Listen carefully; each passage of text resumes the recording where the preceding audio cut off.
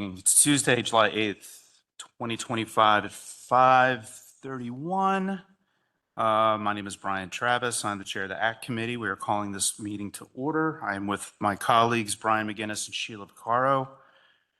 Now that this meeting's been called, our second item is announcements. There's one announcement tonight. We're announcing a public hearing on July 16th, 2025 at 6:30. This is to approve the 5-year business plan with the Westchester Business Improvement District.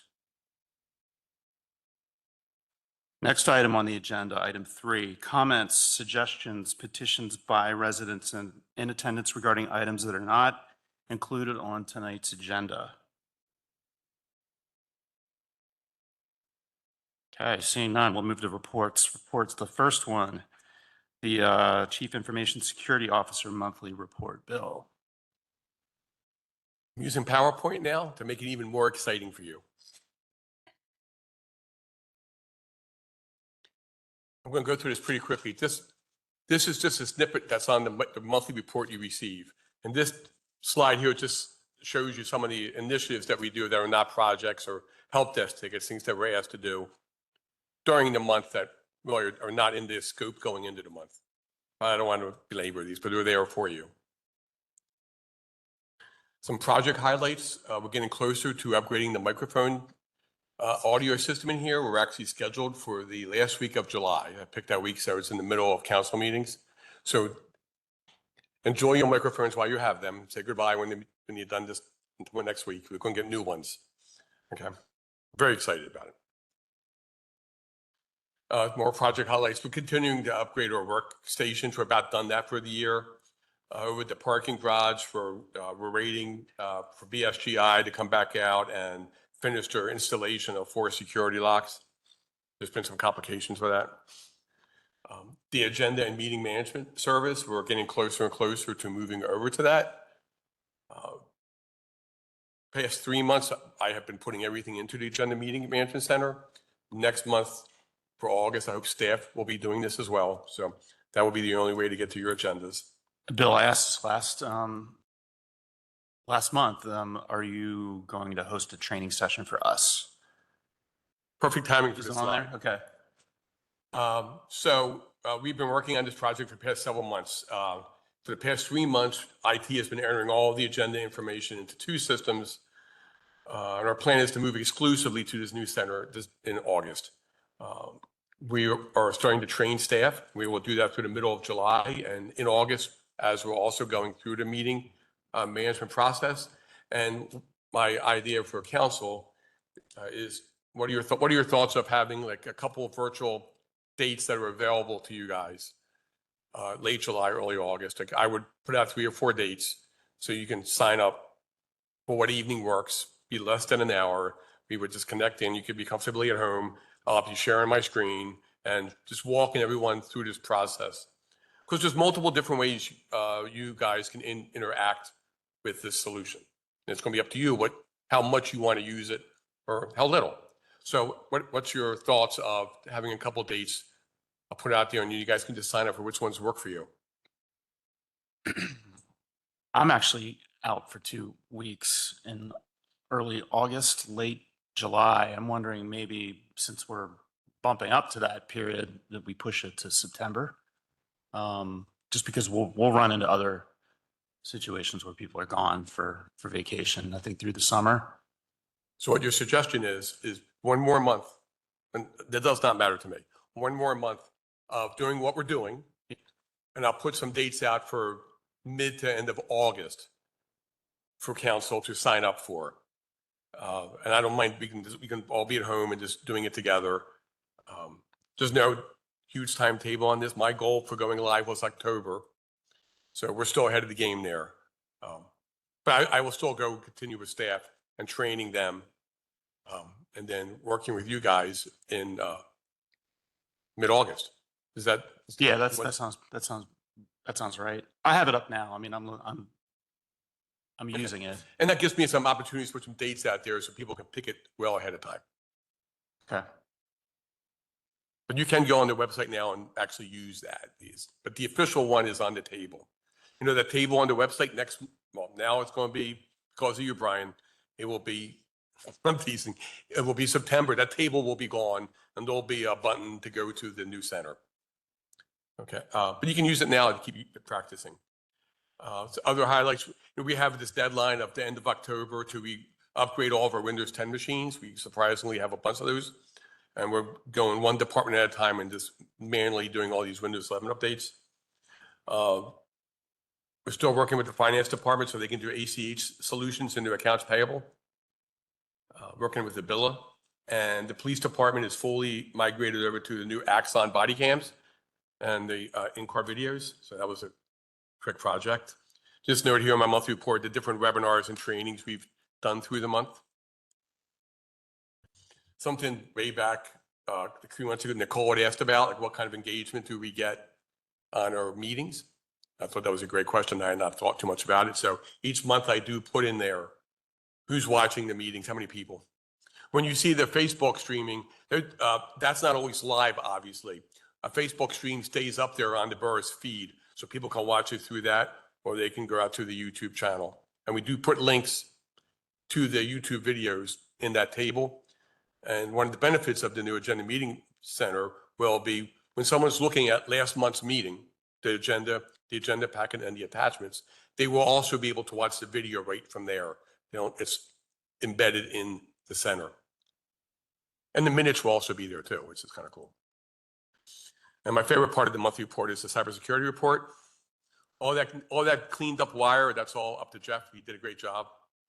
I think we both have OCD. The automated incident response. This is basically what Barracuda is catching coming in that they think is malicious email. But what I do note here is every time you see that, IT does go in there and double check it to make sure nothing is missed. We actually had one last month where we actually went to Borough Council. It caught like 2 of the 7. The other 5 went through until we had to go in there and clean it up. So no system is perfect. This one is my favorite one, the manual incident response.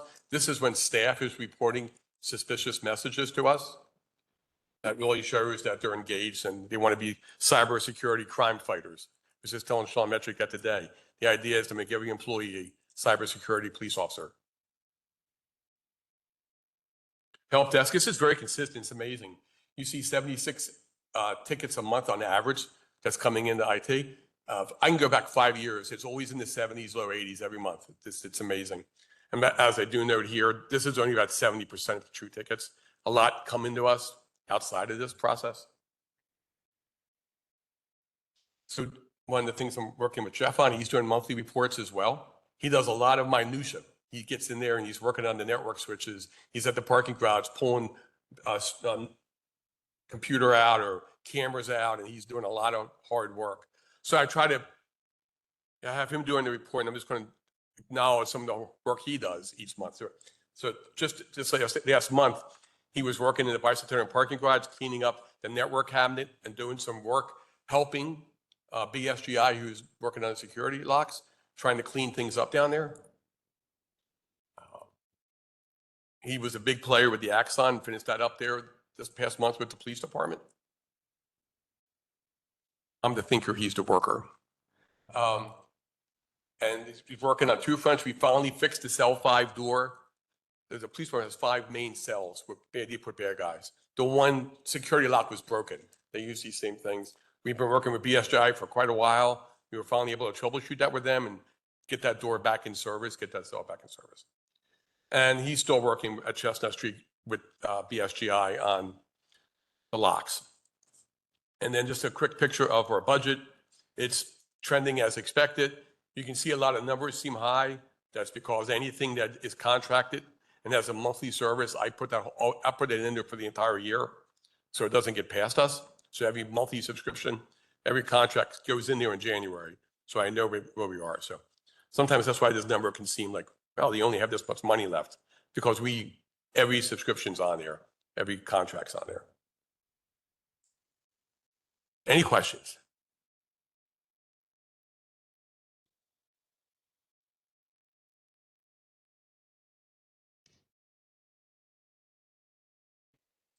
Yes, sir. Sorry, we will move on to the next report, which is uh, data and enterprise applications. Nick? Hey, how you doing? Nick Fink, Manager of Enterprise Data and Applications. So this is quarterly report. We brought a summer intern in, Mikey. She is a rising senior at Westchester University. She's been great so far. Anything we throw at her, she's like a machine. She goes right through it. So she is working on a retrospective of our 2016 comp plan, which is basically what projects were completed based off a lot of work that Dana did. Great work, Dana. So what projects got completed, what projects didn't get completed, the completed projects, how much did they cost, where did the money come from, where did the work take place, broken down by ward and quad so that we can run those numbers and take a look at it, see where our money went, literally speaking. Work on tree inventory. It's a chronic ongoing thing, tree inventory every single year. It's always on the back burner.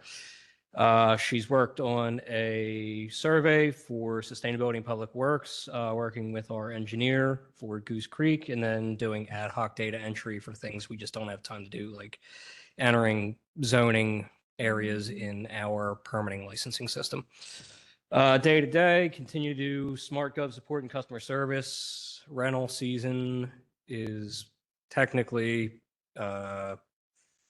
June 1st through July 1st, and it's ongoing. We're doing much, much better this year. We're really making a lot of headway, and that's a lot thanks to Ramsey and her leadership. OpenGov asset management, we're always working on that. Mike Dunn, our former arborist, has delivered his tree data, so we're going to consolidate that, get that into the system. Pull data for grant applications as needed, and always updating the travel advisory map that shows where things gunked up on our roads on any given day. That's off.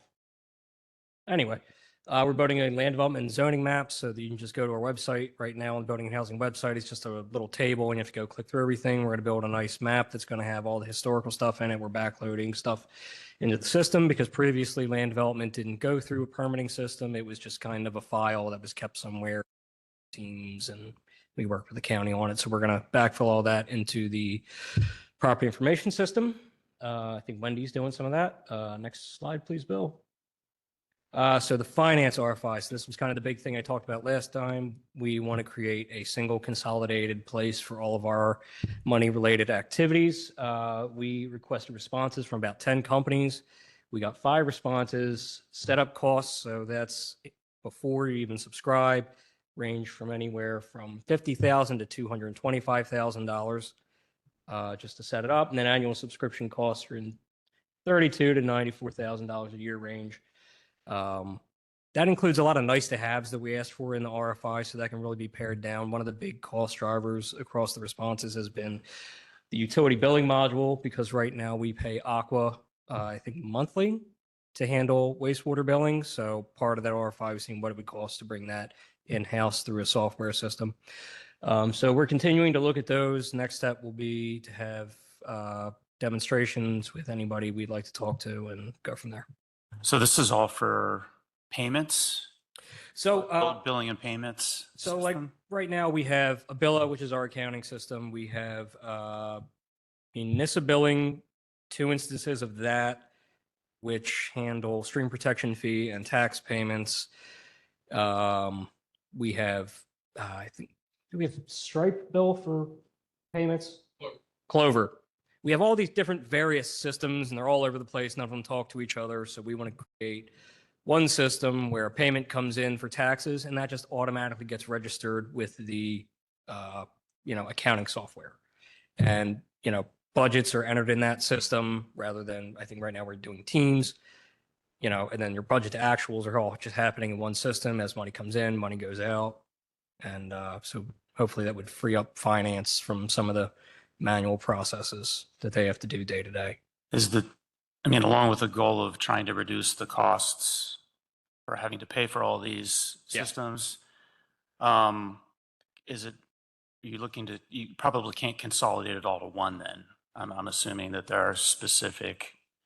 So bill paying, tax payments, we could consolidate into this system based on the responses we got. General ledger, budgeting, budget actuals, and things like that. Some of them integrate with payment bill printers. So one of the things we do is we have to print the bills and send them out. So we're looking for somebody that we can just send the bills to, and they print them out, mail them on our behalf, so that we can stuff less letters, because that's days and days of manual work to stuff letters. It's easier to farm that out if we can. So I think currently right now, the three systems I managed cost about 40,000 a year. But if we can integrate some of our things and automate some tasks, it might be worth it to pay a little more in annual subscription fees. But that initial setup cost can get pretty high pretty quick. So that's something where, we have to talk to them and see what can we do to pare the initial setup costs down for a project like this. And some of these companies are open to negotiating that sort of thing. Okay, great. And that includes training, that includes setup, that includes documenting current business processes and the migration of our data, the migration of our processes. So Sounds like a good project. it's a big Yeah. project. It's an ambitious project. Yeah. Well, thank you. I look forward to seeing the progress on where we land with the RFI. Thank you. Yeah. You guys have any questions? Yeah.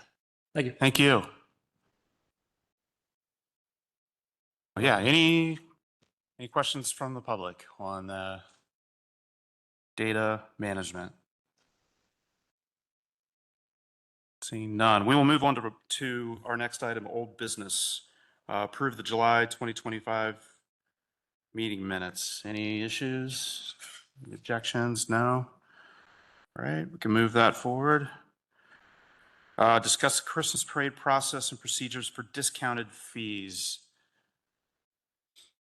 This is sort of a continuation, and it's gone to, as Sean mentioned, 3 committees. We're discussing the Christmas parade expenses, but also sort of our qualifications for why we would provide such support. So I have a sheet here I'm just going to cheat from. I'm going to read this question out loud. What event qualifies as a special event that borough would choose to sponsor with subsidy of costs? And we did see an example that was shared with us from the city of, was Wilmington, North Carolina? Yeah, I think it was. That puts on a lot of events. A lot of those actually have an economic benefit that brings money into the community. I think that would be, and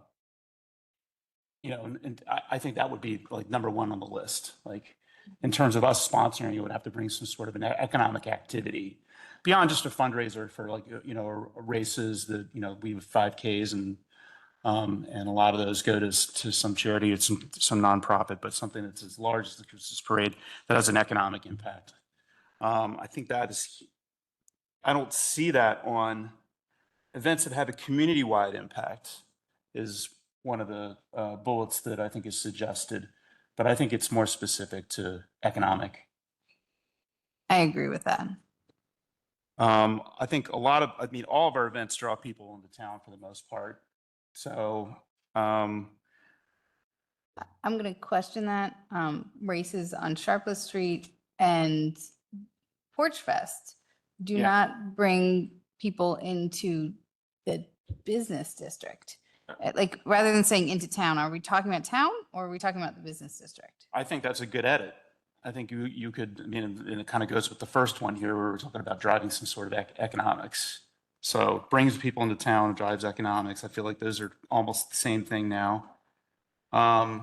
Requires the closure of Gay Street or High Street, right? So lots of labor involved with that. Obviously, the police, public works are our biggest expenses. I think you can add market to that as well. Market, okay. I would just say those other events are more regionalized. Races, as well as Porch Fest, they're more regionalized, whereas this is more of a community-wide event. So another example could be like movies in the park or music in the park or something that's very specific to sort of the key areas in the neighborhoods right around like some of the parks that would put those events on, localized. I want to differentiate here, and this gets weird for me, but movies in the park, all the things you just mentioned, I believe, are put on by the borough. Therefore, they don't need a subsidy. And that gets a little bit weird, and we need to be conscious of that and include that in this conversation. So we could add a bullet here that says events that are not borough events specifically. I guess, yes. I don't know, something. We need to be aware of it. I don't know. Are you guys, are you following the notes we're taking here? I don't know. Yeah, what we're talking about are organizations that come to the borough and they submit a special event application. And the question is, of those that are submitting special event applications, how do you differentiate between ones you're going to subsidize and ones you're not? Because what we're talking about with the Christmas parade involves a give back or subsidy to make that parade more less costly for the organization to put it on. So that you're correct, Sheila, that the borough events would need to be included. So for the definition of what gets a subsidy, we need to say it's not going to be a borough event because they don't need it. And then we need to say that it is bringing in, dollars to the business district. I know Porch Fest, there's a lot of complaints from the business district that they're losing business that day because everybody's down in wards 3 and 5 and there's nothing to buy down there. There's some trucks. That's it. Yeah, so part of this discussion was we were trying to figure out whether there was another event that actually would qualify for a subsidy, and it's just seeming like there isn't. It's just the And then Christmas parade. I'm okay with that. We need to define it very clearly as to why they deserve a subsidy and they're the only ones. Yeah, well, I think it's, Does Chili Fest? I mean, all these events create some sort of awareness for Westchester. It's like advertising. Oh, okay. So there's Chili Fest, there's the Christmas market, there's the Christmas parade. These are not borough events. What other event? And these are all in the business district. Restaurant festival, that's a borough. But event. that's a borough Right. event. So we can leave that one off. I would question whether those other two also deserve something. Because we do give back to the bid, just so it's not the same. No, we worked with the bid enough, but we have in the past, and that's the Christmas market. I'm going to trip over my words, but Yeah. So I think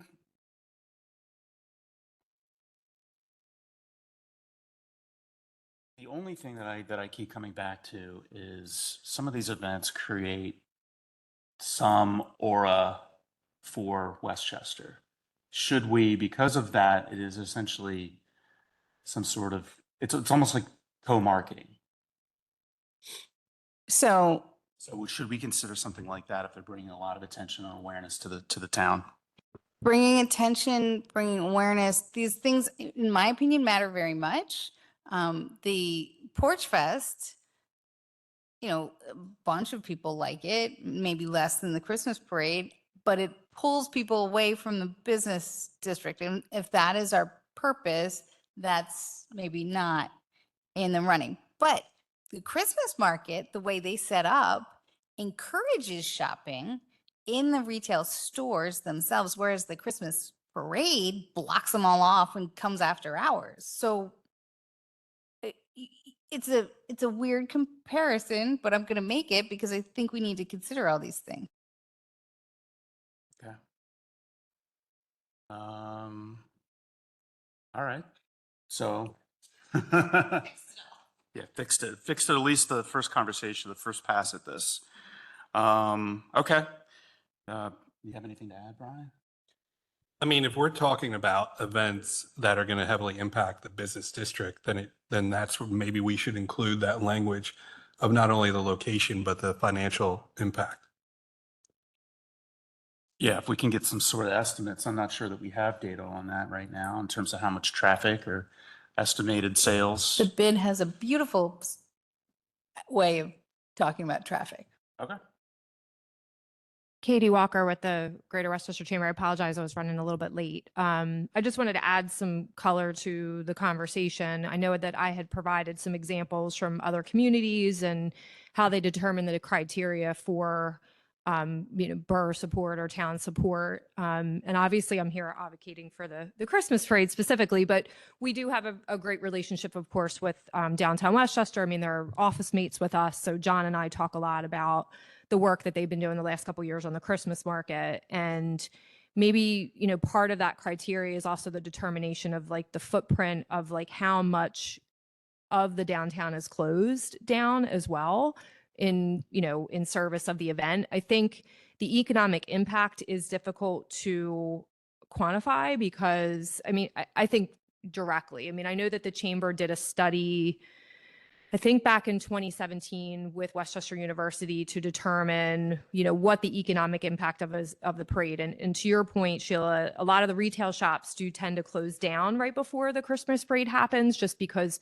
there's so many crowds. And a lot of times they don't want to accommodate people just kind of coming in to get warm or, those sorts of things. The restaurants definitely benefit. In talking to restaurant owners, I can cite a conversation with Marisa from Pietro's Prime that it's a really great night for them compared to maybe a regular Friday night in the winter time.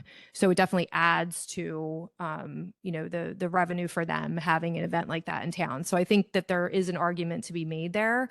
But I think, looking at potentially the footprint of town that's closed down, the number of people that are estimated per the police that attend the events, I think that can also give you a little bit of that economic impact. I know that the Porch Fest is a different thing because you're taking it outside of like the town center. I can't speak to that, but I don't know if that's helpful at all.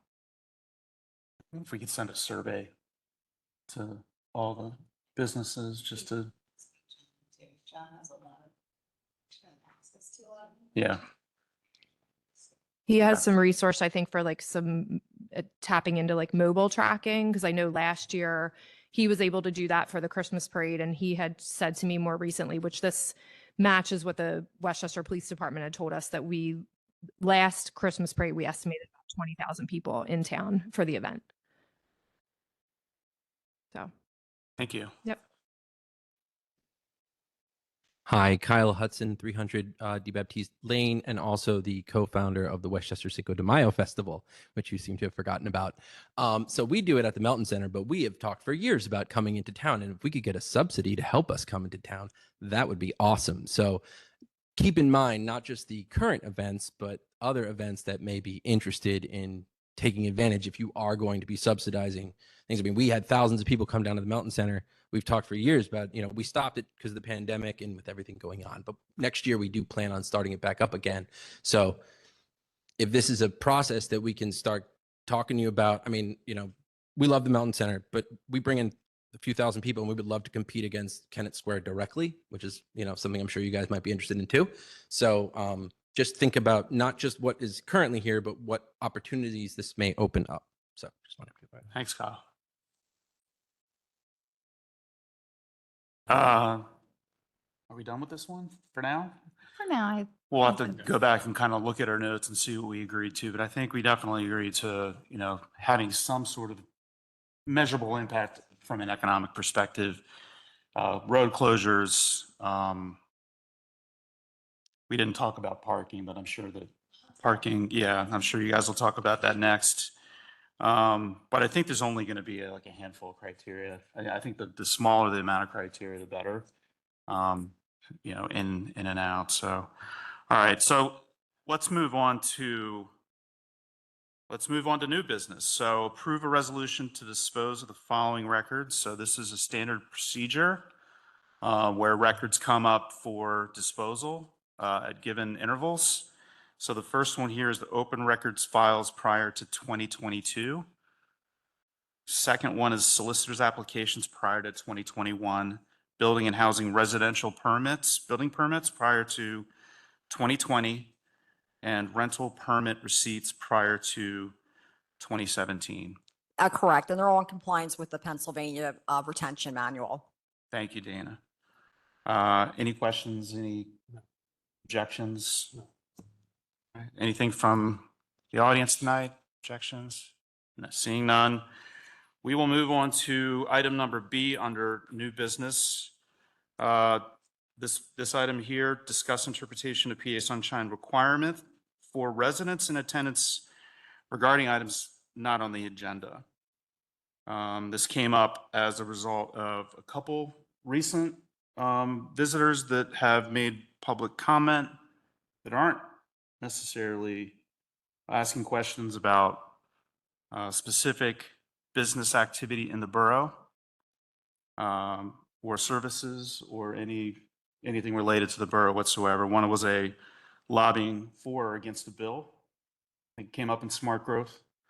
And then we had another incident where we asked someone to leave the audience recently because they were not a resident. So the purpose of this item is really to just lay out what the rule says. And if there's any gray area that's left for interpretation, in other words, if someone comes up, makes a comment, they're not a resident, do we hear it? Does it become part of the record of tonight's meeting? Or do we strike comments? You know, those are just some options if they are not related to item number 3 on tonight's agenda here, comments, suggested petitions by residents in attendance. So what do you guys think? Any feelings about how we're interpreting the language from both the General Assembly and our own Home Rule Charter? I do think it says that we only need to listen to residents of the borough. And the purpose of why we do is for what purpose? It doesn't specifically spell it out, but our interpretation of why is why. These meetings can get very lengthy. So length of time, resources. It's also, we are serving the people who elected us. Correct. I'm waiting for Brian to say something. And also outside influence impacting the borough. Okay. So we interpreted the rule correctly when we asked for a residence address. What about, I want to just not end it there because we also have non-residents that are stakeholders in the borough, business owners, taxpayers, other folks that have some vested interest in the services, business activity, so on and so forth. How do we approach those?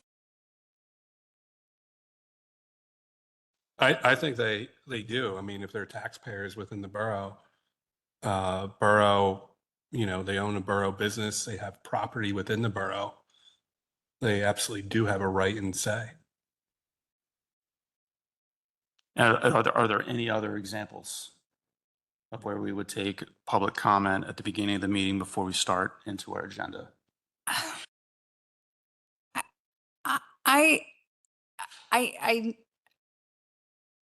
There was an issue about a piece of land between the borough and West Goshen and how it was being developed. I think there are instances where it might be appropriate, but I don't know how that fits in with the language that we have. Yeah, often, I mean, I went back and looked at some of the public comments that we had from some of our meetings, and some of them got heated because there were, opposite sides of an issue. But most of those were discussions around something that actually had an agenda item on it. So it wasn't this, this item for public comment around items not on the agenda, right? You're correct. Okay.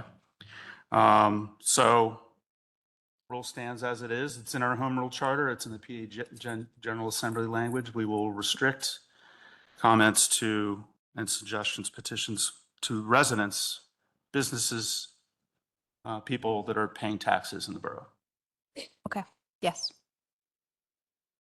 So do we don't need to make a motion because we already have rules in place for this. So I don't know what we do with this besides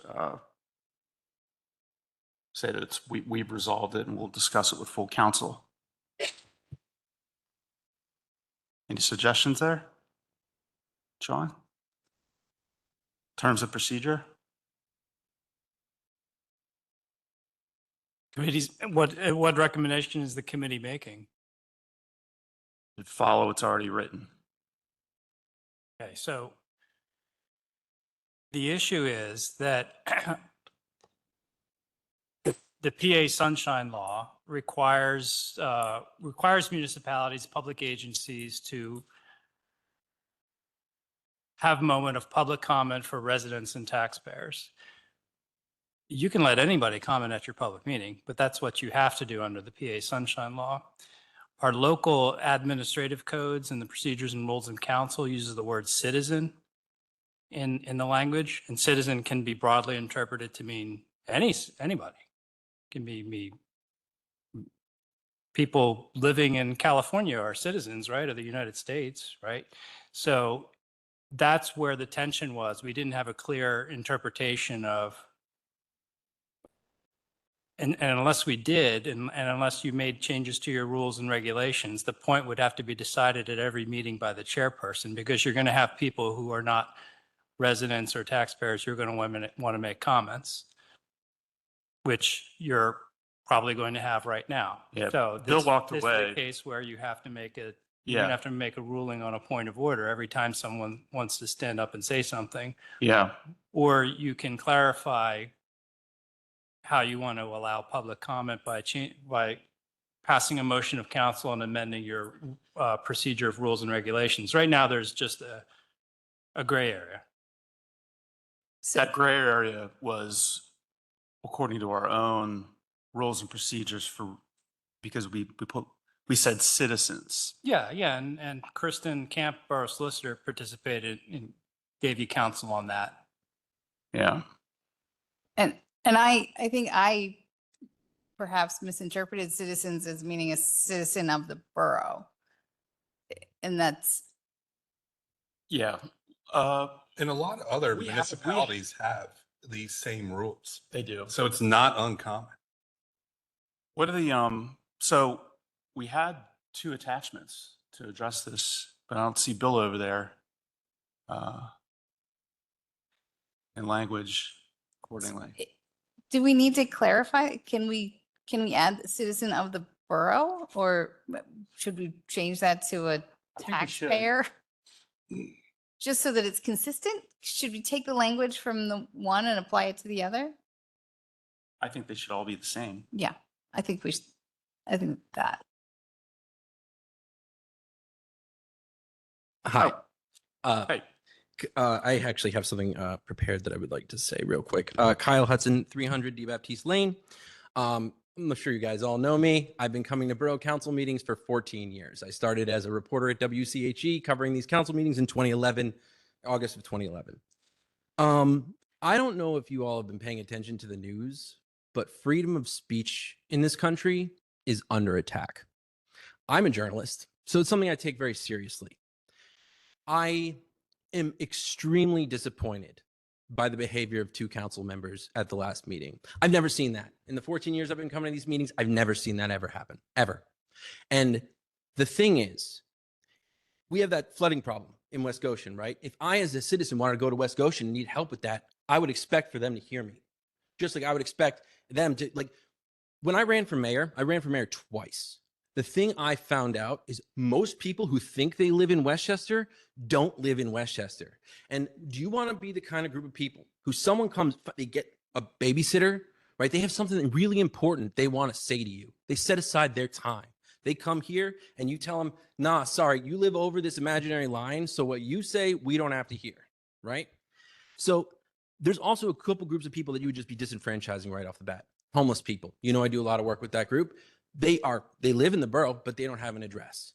So how would they be able to prove their identity? For a perfect example, when I came up here and I said my address was 300 D Baptiste Lane. That is not my address. So how do you even plan on verifying when someone comes up here and says they're a resident of the borough? Or are you going to start carding people at the front door?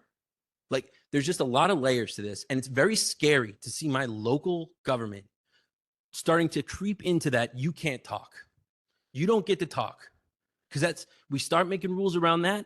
And it's just a matter of time until it's someone that you don't like. And you decide that you don't want them to speak, so you shut them down.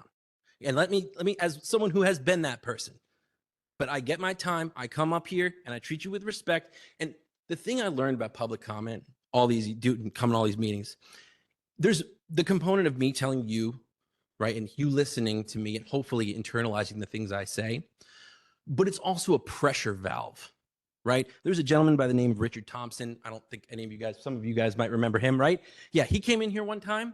And they said, look, we don't want to hear you. It was the wrong time to talk. And he walked out of this room and I chased him out there and I told him to come in and you get public comment. At the end of every meeting, you get to say your piece. That's America. And if someone sat here and they sat here for 2 hours, right? I get it. It can be long. I literally pay people to sit here sometimes. I know how long these meetings can be. I go to the county commissioner meetings. They will sit there as long as it takes because, like you said, you are doing this work for the community. Sometimes that's going to be an hour. Sometimes it's going to be 3 hours. And I'm sorry, like this is something that's so important. I understand your point. Kyle, I hear you. We're trying to discuss the interpretation of this rule. So let me give you my So we're not suggestion. making a decision. Right. So can I give you my suggestion, then I'll sit down? I think you should define this. I think you should need to define public comment as broadly as possible. It should be as broad as possible to include the most amount of people to participate in our democracy, because that's the most important thing. Thank you.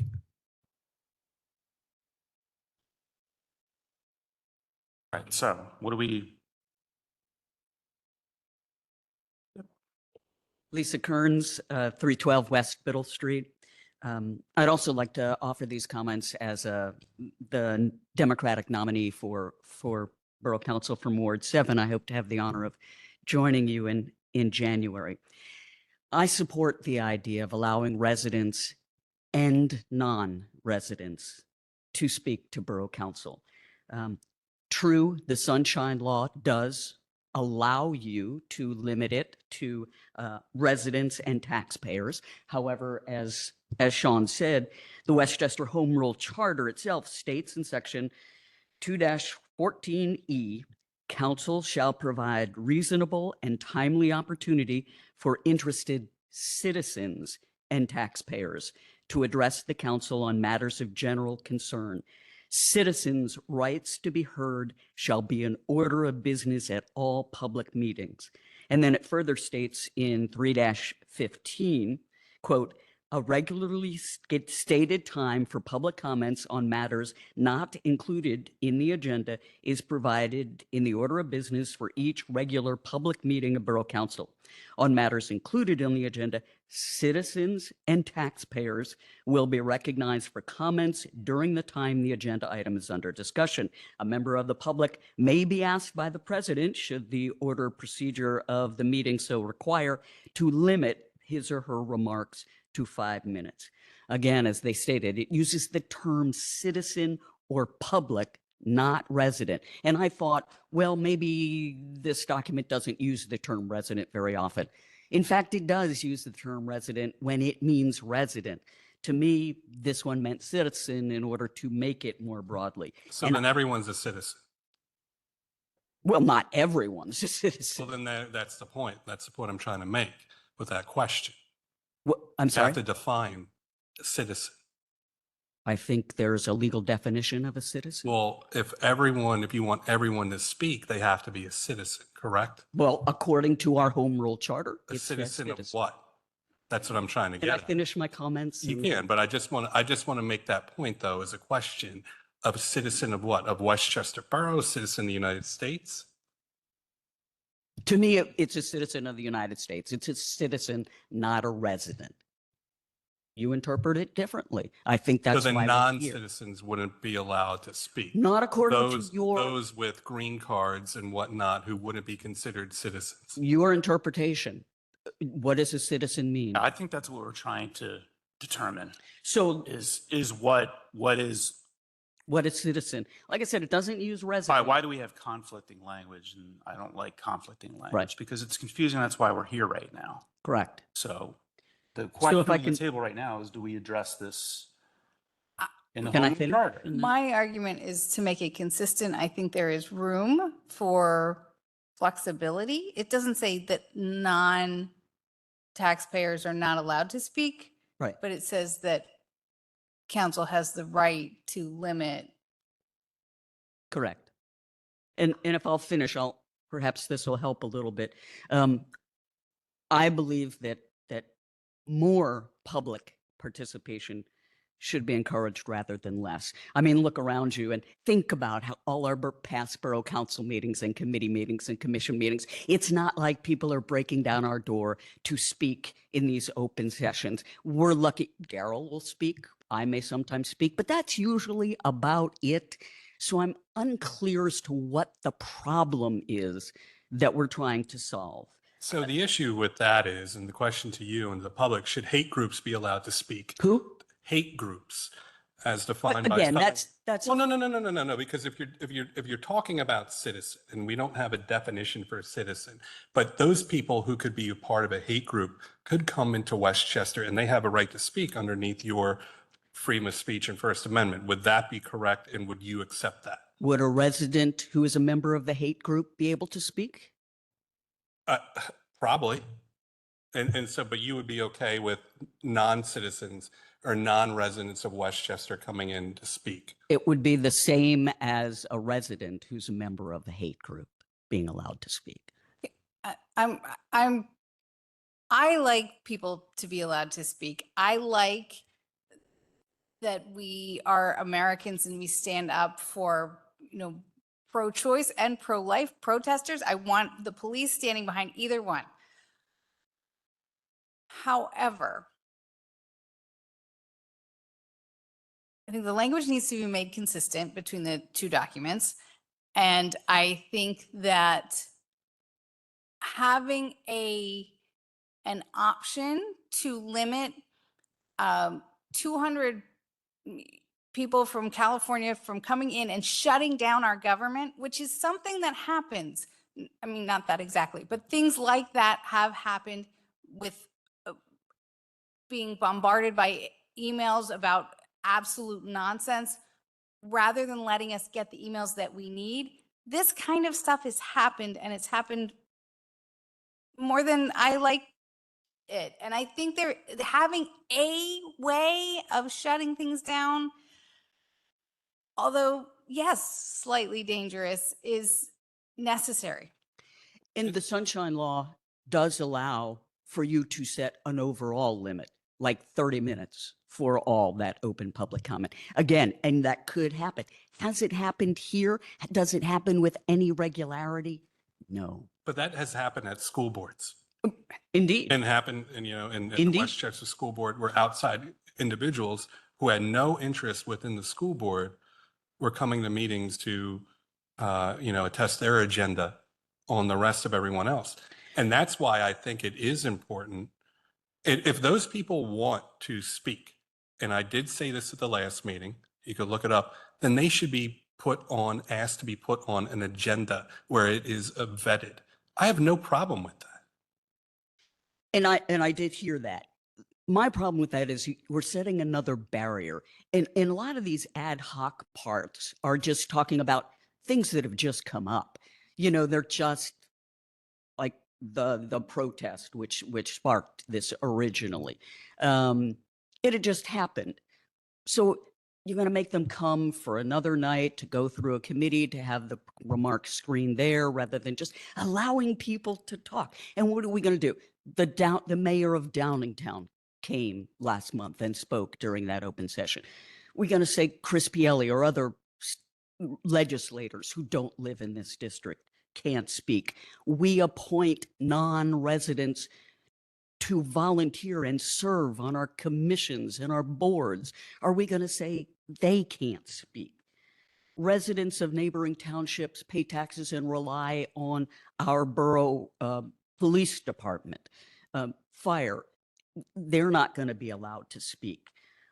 Volunteers in our nonprofits, so many of our nonprofits in town rely on non-residents to come and help the least of us in this borough, in our business and events. So I just want to make sure that we're directing this back to I am. items not on the agenda, because all those examples you had usually are agenda items. Well, the mayor of Downingtown wasn't. Chris He was Kelly invited has here spoken. by our mayor. But again, do we have to have them go through that? These volunteers, they're going to have to go through a committee before they can speak to the full council, And why not? because it's another hurdle. It's another barrier for them to just be able to speak for 5 minutes. But then what's the point of having agendas for various committees and various committees in general? Why not just Again, have it's one not- open meeting? Does it have to be an either or? Why can't they be both? I think There are the solution opportunities. is both, that we just match that language up. We move forward with the language consistent between the two documents. We are not saying non-residents can never speak. We're not putting that language in anything. We're putting in the option that we are able to, in due to the elected officials' opinions on the committee, shut things down when they feel it's appropriate. Am I going to agree with it at every point? Absolutely not. But that doesn't really matter. I think that it's more about the consistency, and it is not, we are not saying we're not going to let others ever speak. No one's saying that. We're not putting that in writing. So this committee is the ACT committee. So this is an administrative topic that we're Right. talking about. And all we're looking to do is to provide some clarity so that the rest of our committee meetings and our council meetings will run efficiently and effectively. So I'm hearing what everybody's saying here. And I could argue both sides. Yeah. And I would just say, you were talking about changing citizens to citizens of the Well, borough. I'm talking about just this item here, which is at the beginning of all of Right. our agendas, which is allowing the public, which most of the people in this room should have some vested interest in the borough. I think we're trying to come down with the right language to narrow that down versus people coming in and lobbying for a bill that has nothing to do with the borough. Oh, and I agree with So that. we need It has to some be- boundaries here. It has to be Westchester relevant to Westchester. I agree with that. One final thought. Westchester is not an island. I think you recognize that, and we work better when we work together. And I would encourage it not to be limited to just residents so others can speak, because democracy is not a spectator sport. Thank you. All right. So where do we put this? Are we going to continue to talk about it some more or think about it or come up with some, because we obviously have two different interpretations of what citizen means. Is it citizen of the borough? Is it citizen of some broader, is it the state? I think it's all about making the two documents consistent. Yeah. So I think we'll need to see we have a document that I'm not sure where it lives. It's not the Home Rule Charter, but we work through our process and procedures for how we run meetings. I think that's where we agreed to some rules of engagement in terms of how we conduct our own meetings, time limits, and some additional things in terms of how we select boards, commissions, and committee members. I think we need to look at that again. Maybe we take a look and we just punt this to next month. Okay. All right. That would be the easiest thing to do, because that's a document that could be approved by we did it by resolution last time, right? No, we didn't do We just did a motion. Okay, even easier. It could just be passed by a motion, vote of council, and that could clarify who's eligible to give, who's eligible under what circumstances to provide public comment in the meetings. Okay, sounds good. Go ahead. Hi, Margie Swart, Westchester, Pennsylvania, 19380. Just to hope to save you some time when you're defining words, take into account taxpayer because you're focusing on citizen and you did discuss taxpayer, but I think your documents do need to read, if you're going to limit it to to residents and taxpayers and define a taxpayer. Is that a business owner, like you said? Students, if you live in South Campus, are you going to deny Westchester University students that aren't dormed within the borough? Will they be excluded from coming to your meetings and speaking? So there's a lot to take into consideration.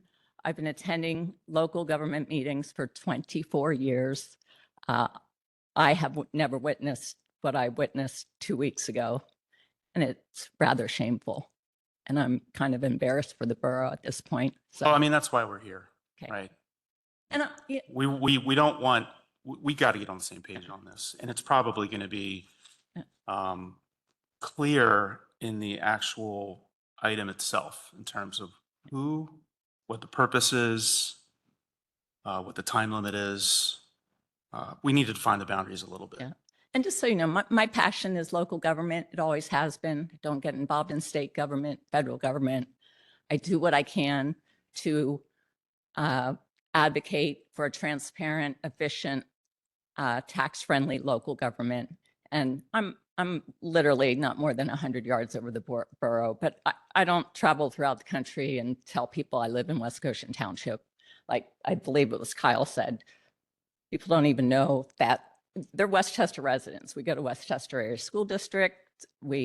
Our postal code is 19380, Westchester, PA. So I identify as a Westchester resident. So thank you. Thank you. All right. So we agreed to move this to, it will be old business next month. We'll continue to discuss this and hopefully land in the right place for everyone. All right, moving on. Oh, the second, this was a two-parter because one of the other, and it might be a three-parter, but let me bring up the second part of this, which was the time limit. So we just heard a bunch of public comment and we know that we went over our 5 minutes in some cases. When we looked through our meeting management, our basically rules of engagement document that we're going to look at again, I believe that we landed on a 2-minute per person time limit, but somehow it never made it into the agenda. It says 5 minutes and it doesn't really specify whether that's total time, whether that's per person. It's kind of vague. So I think we also need to clear that up while we're discussing this particular item. I believe that would require an ordinance amendment because Chapter 3, Section 15 states that, I won't read it all, but the commenter shall limit her remarks to no longer than 5 minutes. So it's pretty explicit there in Section 3-15. Okay. Yeah, and I know that some of our other commissions hold that to 2 minutes, but they're not directed by this document per se. Yeah, in terms but of how they they're manage not, they're not an ordinance. Yeah, exactly. Yeah. So, so we'll hit that one too again next month. Unless you guys have any comments about how the length of time it should be.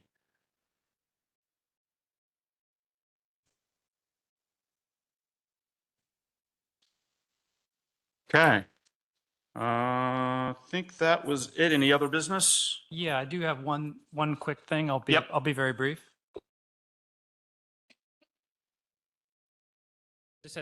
I had promised to give the committee here an update on how the interim HR support's going in the borough. And we are now completing our 6th week of support from Ellen Libby.